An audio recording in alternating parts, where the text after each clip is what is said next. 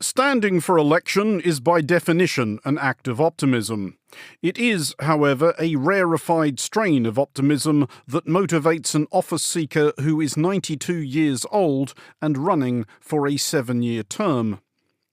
President Paul Biya of Cameroon proposes to do exactly this at Cameroon's next presidential election in October.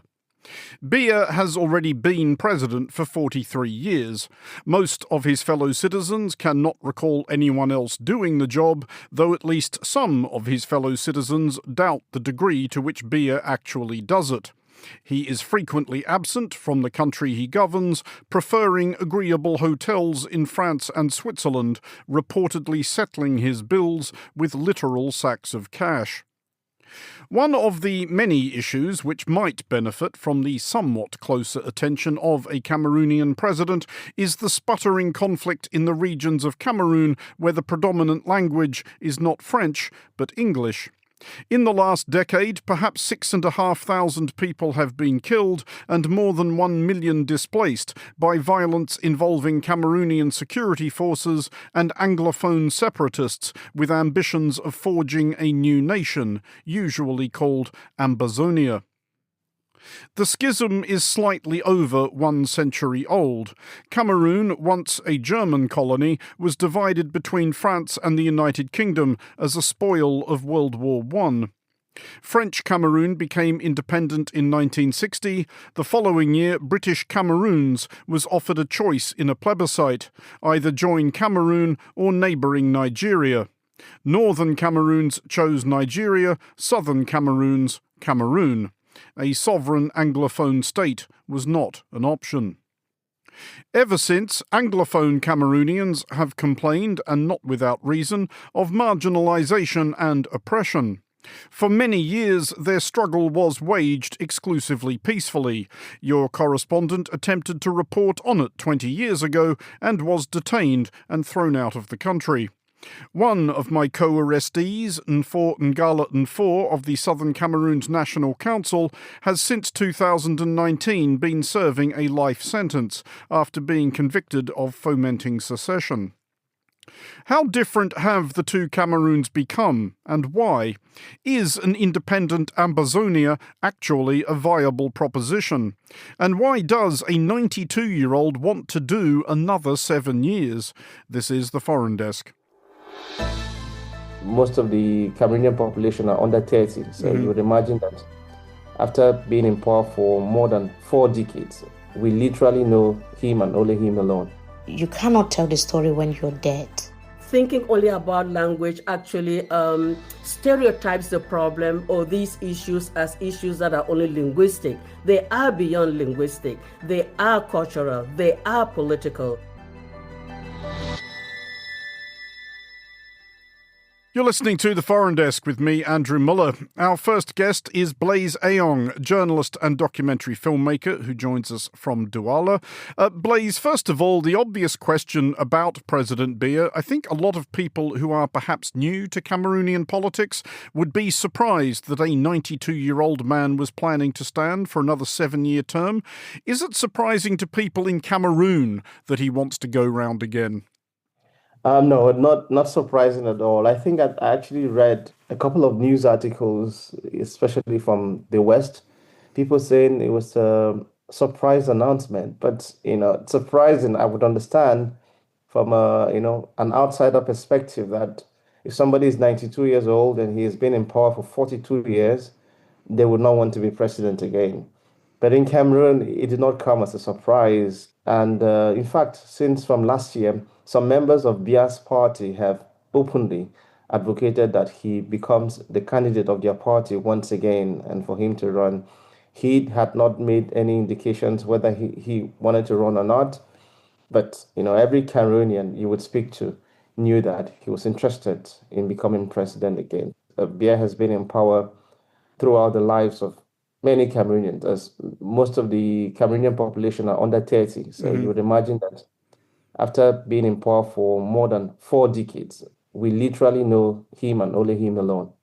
I mean, if President Biya even makes it to election day, which obviously at his age can't be guaranteed, will there be any serious opposition candidates to him? And if there are, will they actually stand any kind of chance?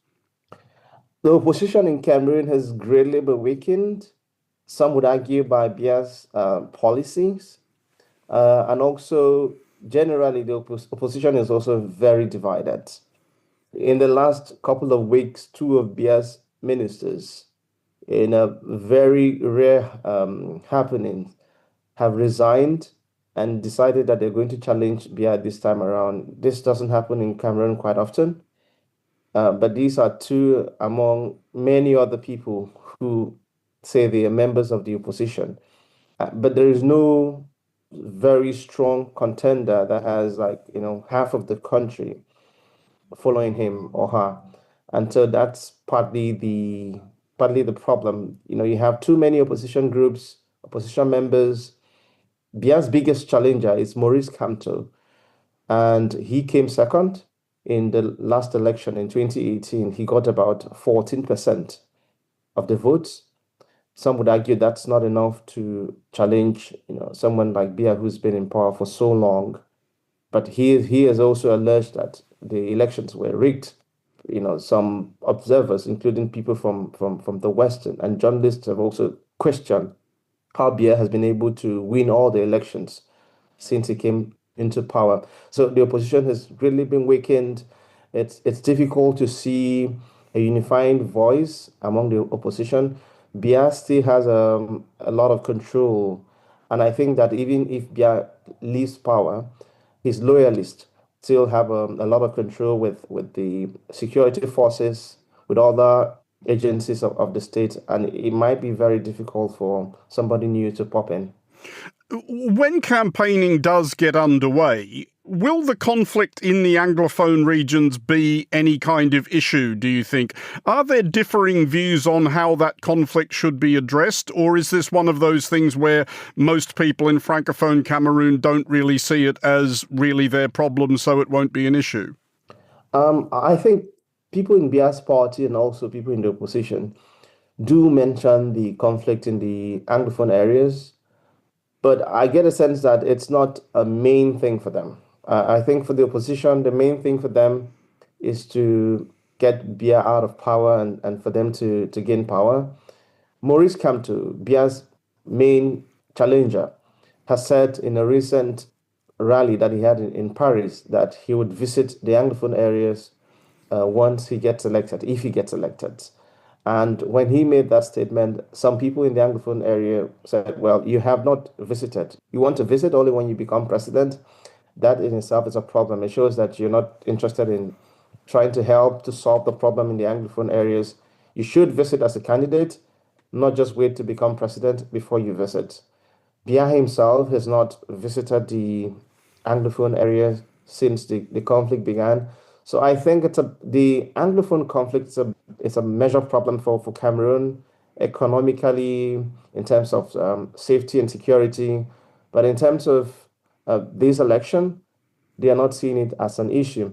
However, for the voters who live in the Anglophone area, it might be a problem because the Anglophone separatists do not want elections because they say that elections organized by the central government is illegitimate, as they consider themselves to be a breakaway state and not a region under Cameroon, as they say. And so they attack people who register to vote. They attack, they have threatened to attack voters. Last time when elections were held there, some voters were attacked. Some people in the elections organizing body were also attacked. And this time around, they're threatening that whoever goes out to vote will be attacked, and people who are helping the government to organize elections there will also be attacked. So I think it's hard to see how elections will take place there. I remember working there during the last elections in 2018 for a couple of media organizations, and it was difficult on election day because it was just too dangerous for anyone to go out and vote. Just as I guess, a reflection on the state of the conflict at the moment, is it now being exclusively led by militant groups committed to making their case through violence? Because when I was in the southern Cameroons or the Anglophone region 20 years ago, the flag was being carried by an organisation called the Southern Cameroons National Council, whose whole thing was that they were a non-violent movement. Is it fair to say that the hotheads in the Anglophone movement did kind of get their way and are now at the forefront of this? Yes, I remember when I was much younger as a child, I remember that every Oktoberfest, my parents would tell us not to go out because then they call them NCNC, the Southern Cameroon Movement, considered that as their Independence Day, and so they would hoist the flag. But these were my parents' generation. So in 2016, teachers and lawyers felt that the appeal by their parents, to have the government give them a listening ear into the concerns of the Anglophones were not listened to. And so this protest began in late 2016 when teachers and lawyers accused the central government of sending in French-educated teachers and lawyers into the Anglophone areas. And by late 2017, the government had brutally cracked down on this peaceful protest of often very educated lawyers and teachers, who were just protesting without violence. And so that gave rise to a more radical group of Anglophones who said, well, if the government does not want to listen to peaceful protest, then we're going to pick up arms. However, since that time, we've also seen some transformation. Previously, it was some form of resistance against the government, armed resistance. But it's also become now like criminality. So people get kidnapped for ransom. Anglophones are killed by Anglophones. Kids are not allowed to go to school. Teachers are killed, adopted for teaching. Businesses are burned and things like that. So the whole conflict began as a legitimate protest, some would say, against the centralized, mainly Francophone government, against the minority Anglophones. But since 2017, it has also transformed into a brutal conflict of exploitation, where Anglophone separatist leaders have been alleged of using the conflict to exploit other Anglophones, to burn businesses, and to attack anyone that does not share their views. And just finally, I guess, to get some clarity on exactly who is leading the movement now, is there a particular figurehead or organisation? Because there was, of course, in 2018, the court case where several, I think, of the old school leaders were imprisoned, among them Nfor Ngala and Nfor, who I met 20 years ago. But are they regarded as part of the movement anymore, or has it moved on past them? Yes, the leaders who were arrested, and some were arrested in Cameroon, but others were also arrested in Nigeria and sent to Cameroon. And now some face life imprisonment, and other people face 10 years imprisonment. At the time, in 2018, even 2019, the Anglophone separatist conflict, the fighters had leaders, and most of the leaders were either in Cameroon, some were in neighboring Nigeria, and quite a lot were abroad in Europe and in America. And so it was a bit organized. Now, the leaders are not regarded anymore. Before, they used to make videos and talk about their leaders and say, from the instruction we've gotten from our leaders abroad, this is what we're going to do. Now, they don't listen to these people anymore. In fact, some of the names you've mentioned, like the people in prison, they make no reference to them. So it looks like they have been forgotten, they have been abandoned, and the separatists, or the people who carry gun now, have become masters of themselves, and they're doing exactly what they want to do. And it's hard, to see an end to the conflict, because if, for example, there is any need for negotiations, it's hard to know exactly who you're going to have a negotiation with. I've had requests sometimes where journalists want to come into Cameroon and they're looking for a specific leader whom they can interview. And it's just hard to identify because different people form different groups. Groups are sprung up here and there, and it's hard to see any leadership at the moment. Blaise Ayong, thank you for joining us. That was the journalist Blaise Ayong. This is the Foreign Desk.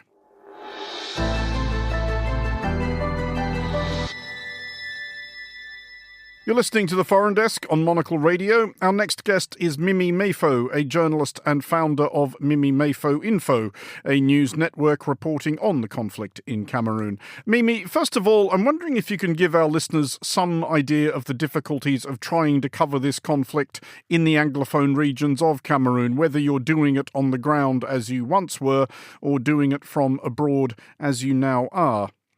The difficulties abound. Covering the Anglophone crisis in Cameroon has been very challenging, to say the least. First, because it's one of the most neglected conflicts, according to the Norwegian Refugee Council, a series of reports from them saying that the Anglophone crisis is one of the most neglected conflicts that we have in the world today. And it's not just neglected because people are dying, not just because children are not going to school, but because it is highly underreported. People are not talking about it. And even the media that is on the ground, we don't really have the capacity, the resources to continue to report about the conflict. So the resources are limited, sometimes not even there. No one supports independent media, especially in Cameroon. When I was attending the International Journalism Festival in Perugia in Italy just a few months back, I saw a lot of people talking about supporting the media, but the focus was a lot on the ECOWAS region in East Africa, in Southern Africa. But I really didn't see enough being done to see how to support journalists from Central Africa, which is one of the reasons why journalists who have been covering this conflict in Cameroon, sometimes they will take so many weeks, months to even investigate stories. Like, reporters are not on the ground. Reporters are not in these remote regions where, which are like the epicenter of the violence, where we call these areas the hotspots of the conflict. Reporters cannot go there because first they don't have the means, they don't have the security guarantees to go there. And even when we are contacted by sources who are on the ground, you need to fact check. You need to verify that the information that you're getting are true. And it takes sometimes fact checking. You know that it takes a lot of time. It takes resources. And when you don't have these resources, it will take a lot of time to cover some stories, especially important stories. That's why most of the stories go underreported. Sometimes the journalists will get discouraged. People will not even want to come to talk to the media because they feel like when they talk to the media, nothing actually really changes.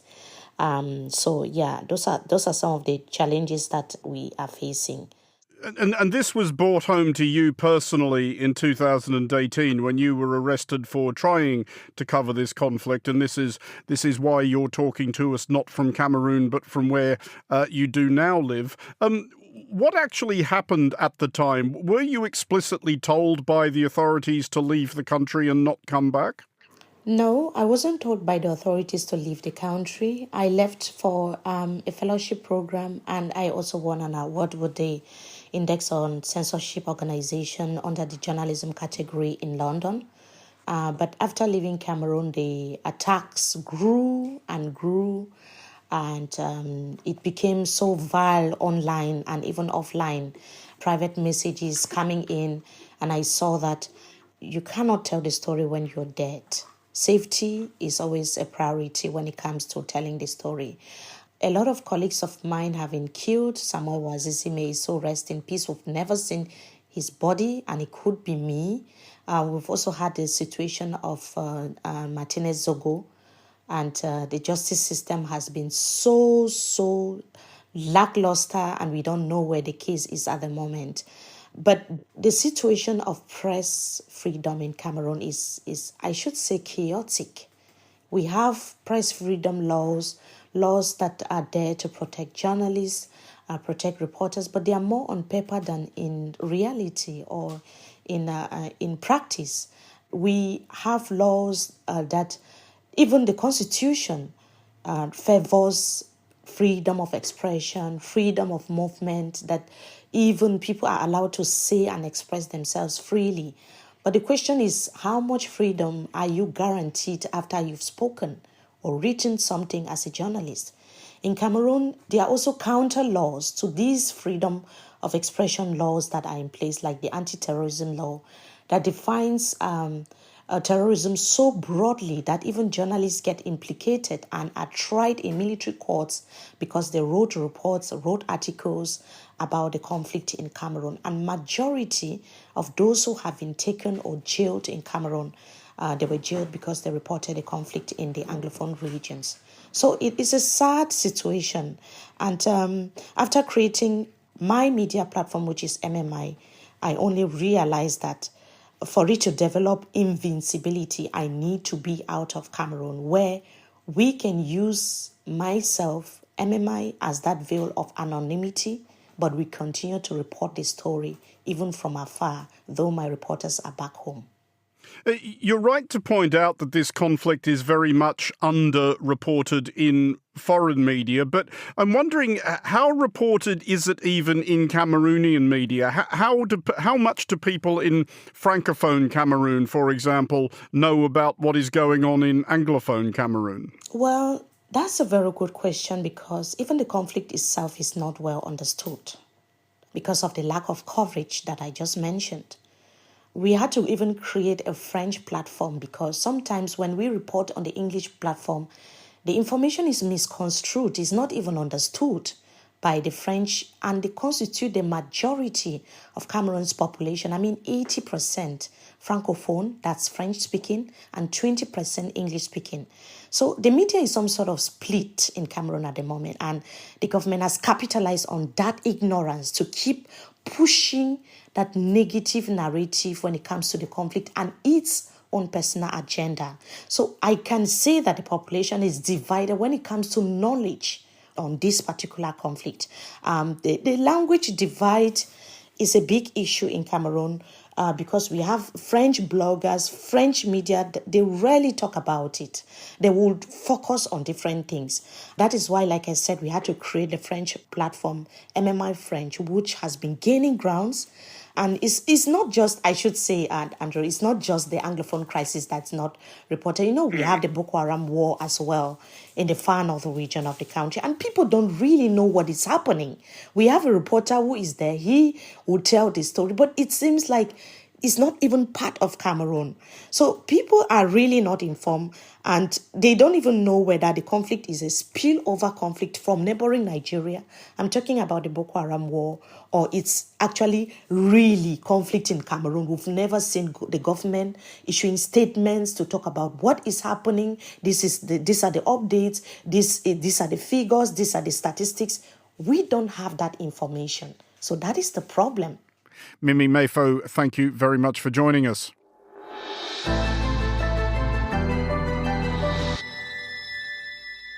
You're listening to The Foreign Desk. I'm Andrew Muller, and I'm joined now from Asheville by Dr. Juliana Makuchi Nfa-Abenyi, Distinguished Professor of English at North Carolina State University and author, among other things, of the paper Am I Anglophone? Identity Politics and Post-Colonial Trauma in Cameroon at War.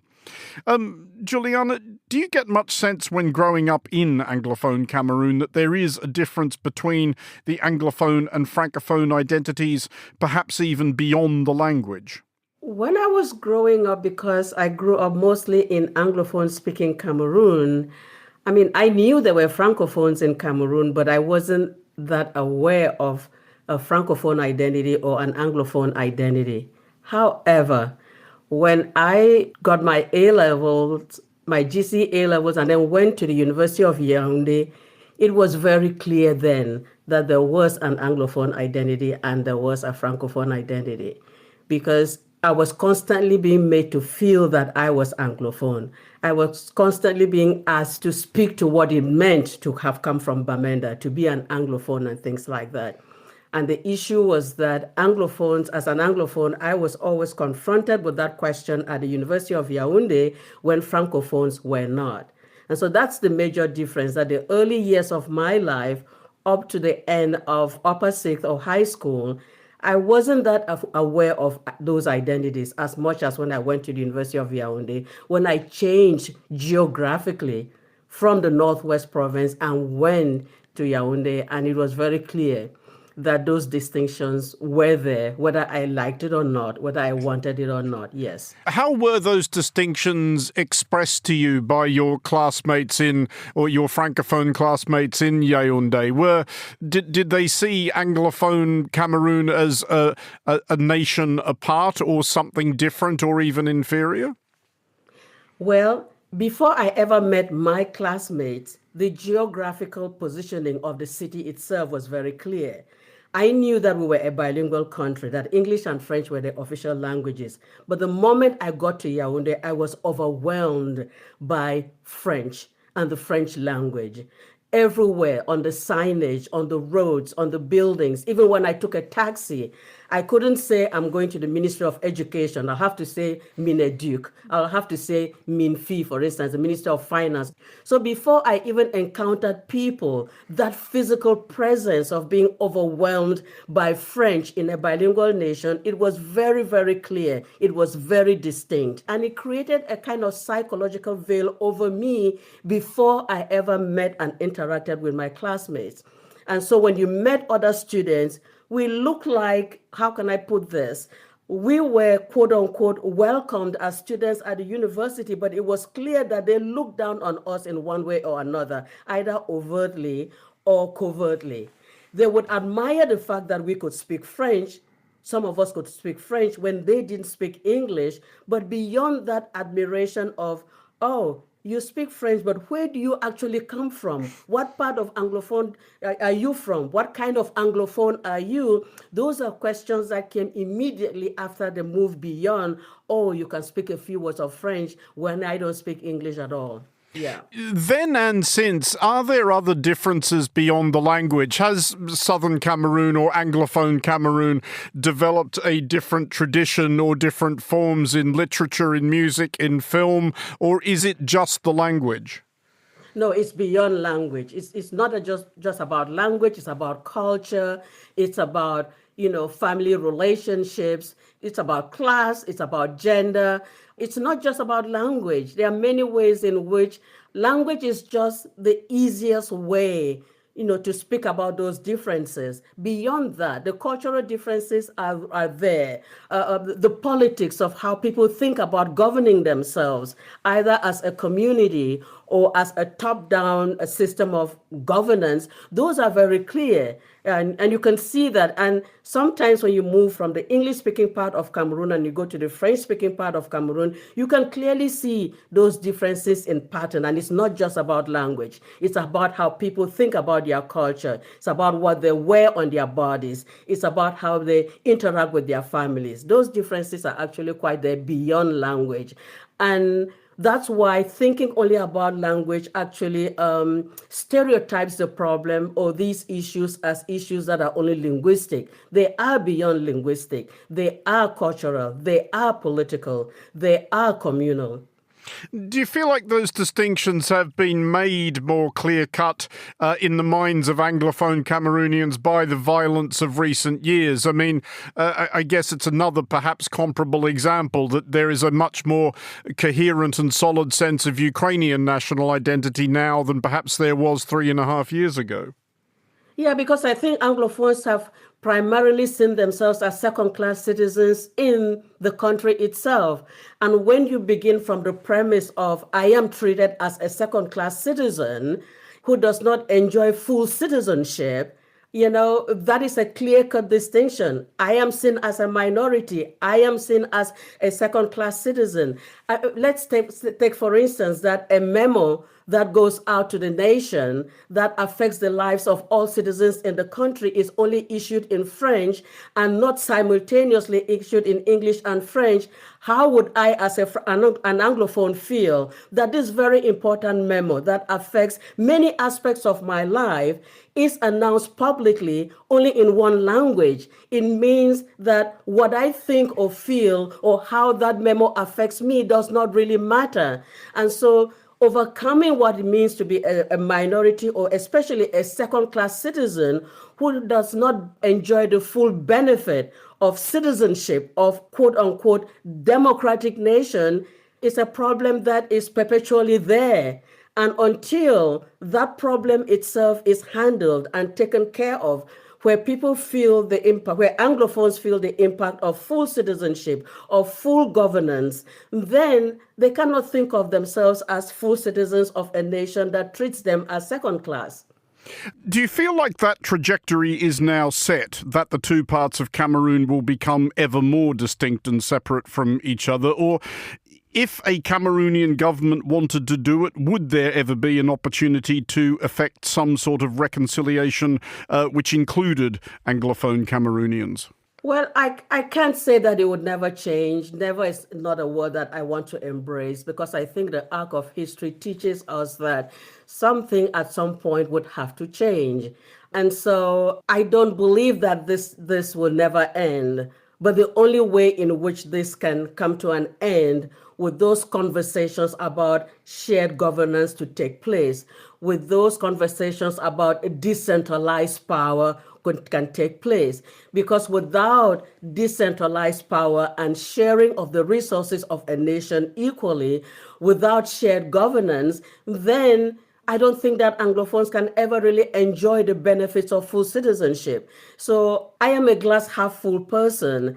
I do think that things can change, but it would take political will on the parts of all concerned. And it would take political will on the parts of those who have the yoke of power in their hands right now, that what we need to do is have a decentralized government and, a shared governance. That's what we really need. And if we don't have that, one part of the population will continue to feel that they are second-class citizens. But as I say, I don't think this can last forever. Nothing lasts forever. I still have hope that we can get to the point, where the killings and the kidnappings and all of this would end, and that we can at least have decentralized governance and shared governance in Cameroon, that democracy can actually express itself in the full sense of the word.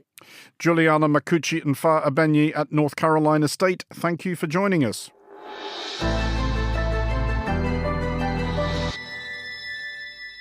Finally, on today's show, Patrice Nganang, a Cameroon-American author, poet and essayist, currently with the Africana Studies Department at Stony Brook University. He was expelled from Cameroon in 2017 after visiting the Anglophone regions. First of all, do the two Cameroons, Anglophone and Francophone Cameroon, feel like different countries to you now? I think the best formulation is that we are two countries in one. I think it is. I really needed some help to understand that, and the help came from the Anglophone side, because obviously the Southern Cameroon became was a country in itself, and Cameroon and what was called La République Cameroon formerly was a country in itself. So two countries in one. That will be, I think, the best formulation. Do you think there is much prospect of actual separation? I mean, I know that this is what a lot of people in Anglophone Cameroon want, like their own sovereign state. But is that actually likely to occur? And if it does occur, is it plausible? Is this state, which is often referred to as Ambazonia, something that could actually work? The thing is that divorce is something, I don't know, it's anybody who is adult understands that it happens only when it happens, really. So before that, there is, at least on one side, always the illusion that one can put things together, but the signs of divorce are actually, quite frankly, never seen. As far as Cameroon is concerned, I'm going to give you one example, the latest one. It just happened really 2 days ago. Because you have a presidential election that's going to happen on, October the 12th. So you have an endless list of people who filed as candidates, because the system is such that it is undermining itself and it allows for anybody to simply go there, I don't know why, and file. Good. So we have 81 candidates. Out of those 81 candidates, 4 are Anglophones. So, I mean, really, that is a... and I was reading in the newspapers, there is nobody who has an analysis of that. But I can assure you, because I'm in, so many groups of Anglophones really since my expulsion from Cameroon, that is the news. It is that no, essentially, out of the four, two are simply there for the fun, like my Anglophone friends tell me, and two, one is the former opposition party, SDF, and another one is a candidate who essentially is trying to put his name there for a government position. So essentially, one will say you have two Anglophone candidates out of maybe, let's say, 40 serious Francophone candidates. With it, my own reading is that Anglophones simply don't believe in, first of all, in that election. Secondly, of course, in any form of political structure that comes from the Francophone side. And you won't have in Yaoundé any analysis of it. And it is only one example. I can list many other examples where the signs of divorce are in the face of everyone, and the Francophone side simply doesn't read those signs.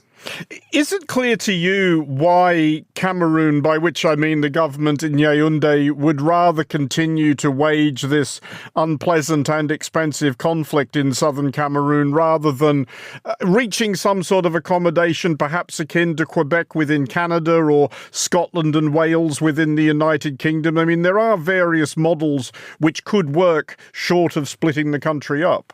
You see, in all the models you present, they always come on the table with a change of government. And even in the case of England, etc., even in the case of France, in the case of Spain, you name it, Ethiopia, it comes with a change of government.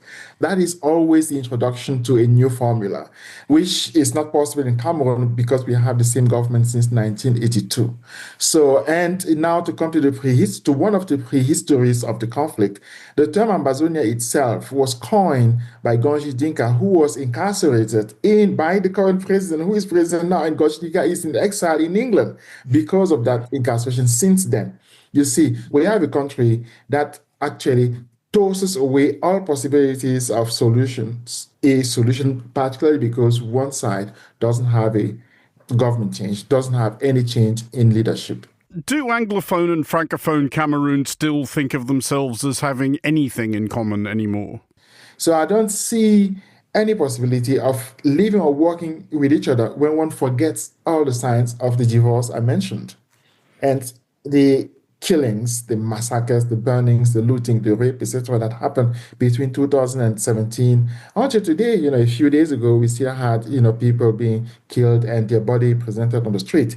With it, I think one needs really to be reckoning before one can actually start thinking about living together, because stopping the killing is the first thing to do, and it's still going on. And I'm talking about really 2 days ago. It is a gendarme who was, and before that, you had an Anglophone was killed, his body was put on the street. So you had retaliatory, killings that are going on. And it is essentially war going on. Of course, the elections, you have a total boycott because that is what is happened. With it, living together is not, of course, people they marry, they have children, I have friends who, that one is, out of, even in situations of war, you still have that. But living together as a country means we have structures that allow for the people to be able to function as a country together. And that one is not happening.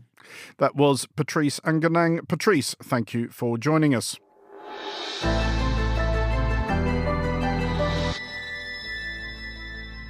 That's it for this episode of The Foreign Desk. We'll be back next week, and look out for The Foreign Desk Explainer, available every Wednesday. The Foreign Desk was produced by Anita Riota and Lily Austin. Lily also produces The Foreign Desk Explainer. Thanks also this week to Flynn Simons. To contact the Foreign Desk team, you can email Anita at aer@monocle.com. And don't forget to subscribe to Monocle magazine and our free daily email bulletins by heading to our website at monocle.com. From me, Andrew Muller, thank you very much for listening. Until next time, goodbye.